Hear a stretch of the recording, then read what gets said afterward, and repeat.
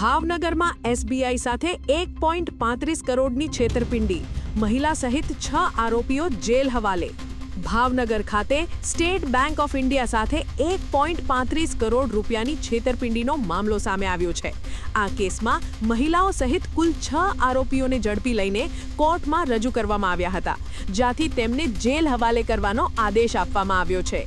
આ ઘટના નીલમબાગ સર્કલ નજીક આવેલી એસબીઆઈ બેંક શાખા સાથે સંબંધિત છે। બેંકના assistant general manager Kalpesh Rajnikant Jhala દ્વારા આ મામલે ફરિયાદ નોંધાવવામાં આવી હતી। તપાસ મુજબ 4 લોન ધારકોએ એજન્ટો સાથે મળીને પીએમઈજીપી યોજના હેઠળ લઘુ ઉદ્યોગ શરૂ કરવાના બહાને ખોટા બિલો રજૂ કરીને બેંકમાંથી લોન મેળવી હતી। ત્યારબાદ લોનની રકમ મશીનરી કે સ્ટોક ખરીદવા બદલે પોતાના અંગત હેતુ માટે વાપરી દીધી અને બેંકમાં રકમ જમા કરાવી નહોતી। પોલીસે કાર્યવાહી કરીને મહિલાઓ સહિત 6 આરોપીઓને ઝડપી લીધા હતા। કોર્ટમાં રજૂઆત બાદ ન્યાયાલયે તમામ આરોપીઓને જેલ હવાલે કરવાના આદેશ આપ્યો છે।